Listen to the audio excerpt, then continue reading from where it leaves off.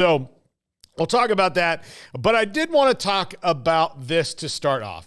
Joe Moglia, who coached at Coastal Carolina and now consults on their board and athletics direct department and all that, who has been a CEO, is a brilliant guy. We had him on the show before. I reached out to him. He was not apparently available today, but hopefully get him on soon to talk about this op-ed he wrote in the Indy Star. And there's a lot in this op-ed, but I'm going to go through. This is the last part of it, but go ahead and leave that up, Jack. But listen to these comments he has on the NCAA and its future after NCAA versus House.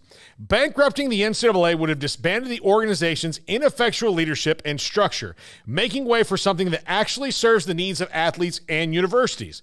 But that's not what happened. There's a prevailing sense that the NCAA is too big to fail and that collapse would irrevocably destabilize college sports. That fear is short-sighted. If the NCAA disappear tomorrow, it might disrupt a couple of seasons, but the conferences could quickly fill the void.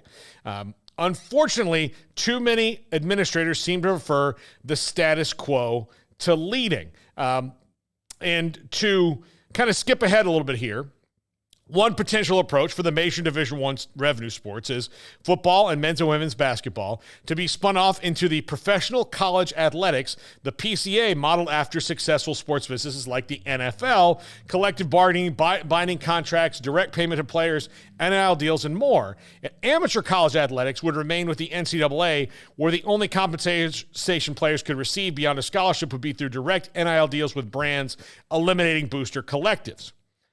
So, if a player at the ACA level was a star in a revenue sport, they could transfer to a PCA program. It's worth remembering that 95% of college athletes do not get money even under the current system, and they would need to be recruited by a PCA program. Finally, D1 schools could collectively designate other sports for inclusion in the PCA if they want. The NCAA has been dismissive towards any potential spinoff, including a Super League proposal for Power 5 football. Indeed, that concept reportedly struggled to gain traction among the Power 5, largely because TV rights have been sold years in advance. However, all the deals will have expired by 2034, the same year the NCAA settlement runs out. Now, I know that was a lot. I read you a lot there. But the last sentence is the key part of it. In 2034, the NCAA's television deals, all the conference TV deals run out, and the settlement is being done being paid. So in 2034, that's realistically when this kind of shakeup could happen. So you've got 10 years of lead time, college athletics, to figure this out.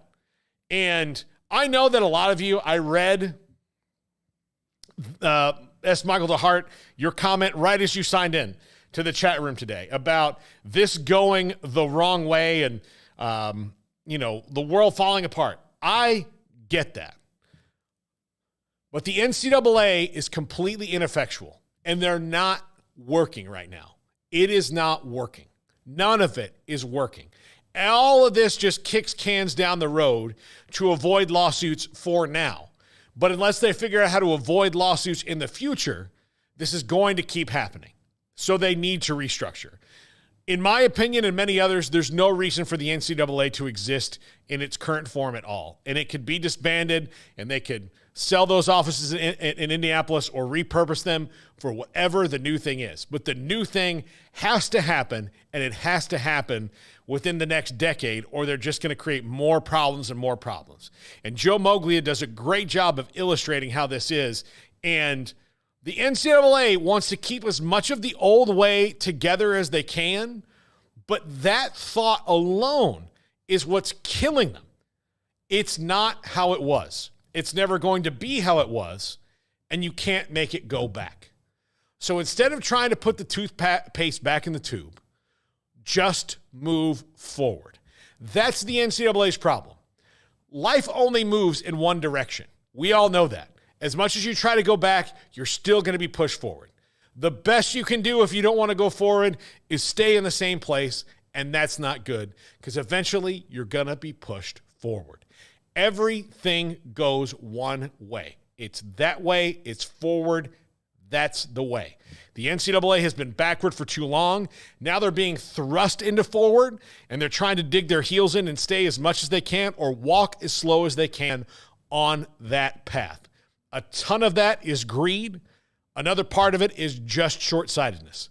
Maybe it's not people who are necessarily greedy. They just can't understand any other way to do things. I know it sucks for a lot of college football fans. They don't want to see it go this way. The problem is it's already gone this way. And if you don't do something about it and do something about it soon, it's going to be even worse than you could possibly imagine, because the more cooks they allow in the kitchen, the more things they push on down the road, the less time they take to figure out what is the best course of action, what is fair for everybody. It's going to get worse and worse and worse. So in order to stave things off, just move forward. It's great advice for life. The NCAA needs to know it. College athletics needs to know it. Everything goes forward. You can't make things how they were. It's just impossible. Nothing is ever exactly as it was. You can maybe get it close, but even there, I don't think they'll even do that. So,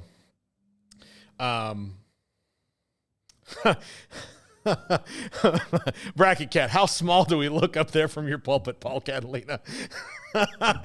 He's just kidding. But yes, I like that. But no, that is, I rarely pontificate. Do I pontificate, Jack? Off the air, much yes. more than you do on air, which is not a lot. Yeah, I rarely pontificate on the show. I'm a pontificator in private. It's fun. I'm a private pontificator. It's fun for us. Yeah, I'm a PP, private pontificator. You know. Well, but, I gotta admit, I'm also a PP. Yeah, no, it's fine to be a PP, be a private pontificator. This is a public pontification, which is also a PP, but. It's a different kind of PP. Different kind of PP. But yeah, this is a public pontification, but it's just, and I tweeted out the article earlier. So if you go to my Twitter and see it, I said, read this. It is an op-ed again from Joe Moglia. It is absolutely really well done, really well thought out, and has a lot of things in it that we just need to maybe wrap our arms around it. And as a guy who has a lot of success in the business world and a lot of success in the athletics world, he's one of the guys that, maybe we should be looking to. And if you want a person who should head this new organization, I would think that Joe Moglia deserves a call. That's just my opinion, because he seems to be someone who has a grasp on all of it. We're going to take a break right here. I know it's a little bit early. We got other stories to get